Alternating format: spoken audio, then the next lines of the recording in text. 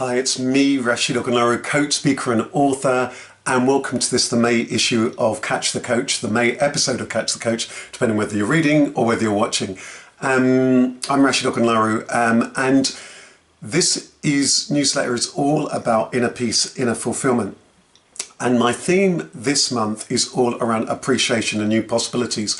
And you might be feeling that you're not feeling that at all. You're not feeling as though there are new possibilities, that maybe you're finding it really quite difficult. But it's important for us to be mindful of, and many people are waking up to the fact that actually it's in the darkest hour, in the challenging times, when we most appreciate the gift of life, and we most realize the things that we're already gifted with, and to really deeply appreciate absolutely everything and not taking anything for granted.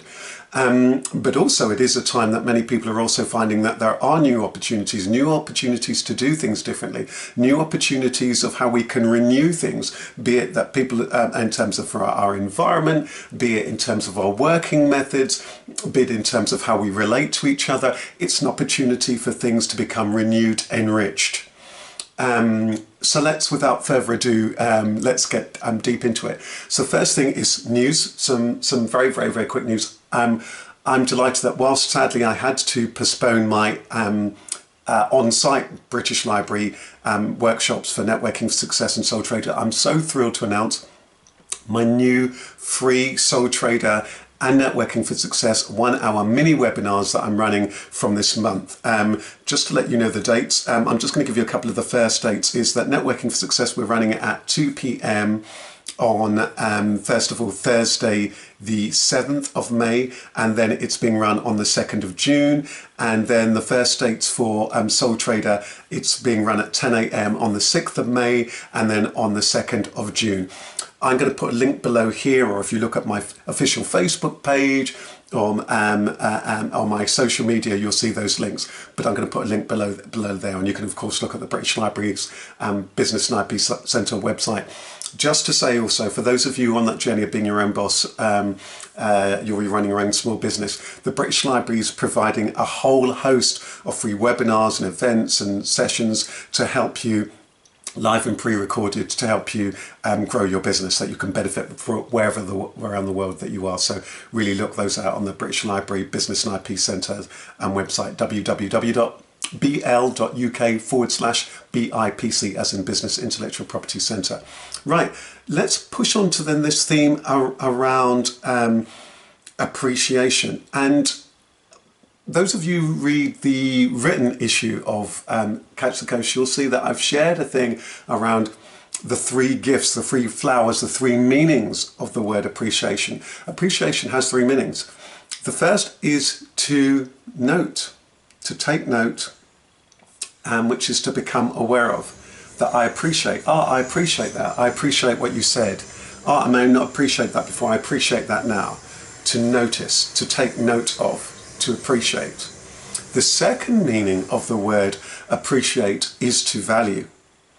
To really value yourself, to really value others, to really value life itself. I value that train, that noisy train that went by, but that was helping people to get to work or to get home, particularly in times like this. I really value that it's getting lighter all the time, and that there's still sunlight streaming through the garden. I really, really value having a roof over me. I really value having the things and the people in my life. To really value is that second meaning. And the third meaning is to appreciate, something which grows in value over time. So in other words, the more that I do the first two, the more I note, the more I become aware, the more that I value and I really see things, I appreciate things, then the more I appreciate, the more I gather value over time. That's the gift. These are the flowers. So if you like, for me, the noticing is at the root. It's the very earth of this thing, is that noticing. Then to value, is, if you like, is the stem, because it's that then begins to help me, stand out and be bright, and then finally to appreciate, to blossom and appreciate in value. That's the flower. That's the scent that carries me far and wide. So really appreciating is really, really important right now.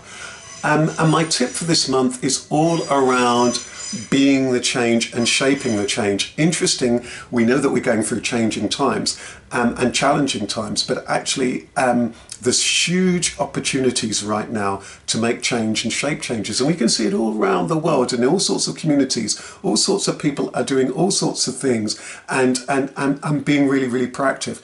And that takes me to the first of my 5 tips for shaping change and making change. One is being proactive. You can't afford to sit still or be a bystander or passenger in your own life, and certainly at these particular times. It's about being a leader, it's about being involved, it's about being engaged in order that you're not left behind, that you're really around the table and you're doing your bit. The next thing is about being creative. For some people, they're really discovering, reconnecting to their creativity and their hobbies, but also we need to be very creative. We need to be far more innovative. We need to be coming up with solutions. And again, lots of people are coming up with their own local solutions of how they're helping each other out, supporting each other, doing this and doing that. So being really creative. And it's really important, whether you're in business or in your career, to be creative, be innovative, to be putting those ideas out there. That can perhaps create huge new opportunities for you, for your business, for your career, for your teammates, for your organizations, for your family and so on. Being really, really creative, because you may not have all the resources or that you had before. You might have to be working very creatively. And as they said, you know, necessity is the mother of invention. And often we get huge creativity at times like these, in challenging times where people are forced to become very, very, very creative. The next number 3, is being really responsive. This is very, very important. Can't afford to bury your head in the sand during this time. If somebody's got a serious leak, you want a plumber.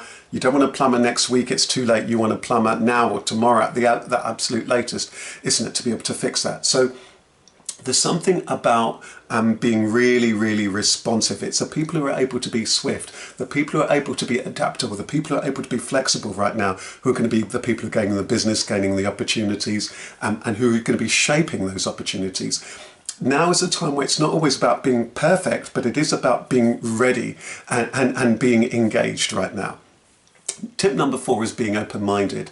Again, you're going to need to perhaps look at things differently, see things differently. Maybe right now you're connecting to all sorts of things differently, technology. Maybe it is that you're having to look at how you see life in a whole different way. Being open-minded, and that open-mindedness is an invitation for us to be open-hearted. So really being open-minded to yourself, to others, on all those people that we share this beautiful planet with. That leads us beautifully to my 5th tip, which is around about being collaborative.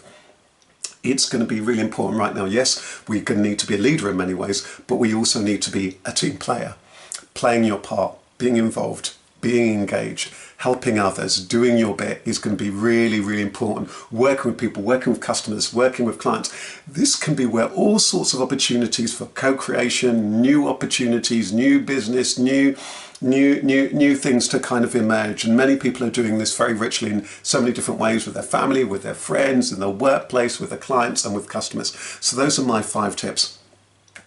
Just to wrap up, just a couple of things. Those of you who have visitors to my YouTube, you'll find that there's lots and lots of content there, lots of that I've posted over the last few months, including a new inspiring interview with me about my life and my work with Dr. David Greenberg, who's a fellow coach. Those of you who happen to be creative artists, you'll find a really rich interview that I've done with a collective of other creators, including David, looking at how it is that the artists and the creative arts can see their way through the times that we're in. That's really well worth a watch. You'll find that again on my YouTube channel. And also you'll find an interview all around resilience and compassion that I've done with Lee and Justin from Red Lotus, who I run my retreats with. That's worth checking out. And just to say that there's lots of stuff that I post to keep you in touch, to keep you inspired on my YouTube, on my Instagram, on my official Facebook pages. You'll find them there.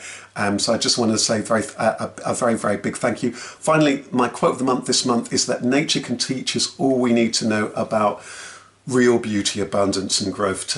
Nature can teach us all we need to know about real beauty, abundance and growth. So I'm just wishing you all the best over the month ahead. Please do take care of yourself, take care of everybody else. Remember that we're all a part of one big family. It sounds like a cliche, but it's really important. However we look at it, we're interrelated, we're interdependent as one, and times like this actually bring it really, really home. Thank you. Take good care. Wishing you lots of love. See you soon. Bye-bye.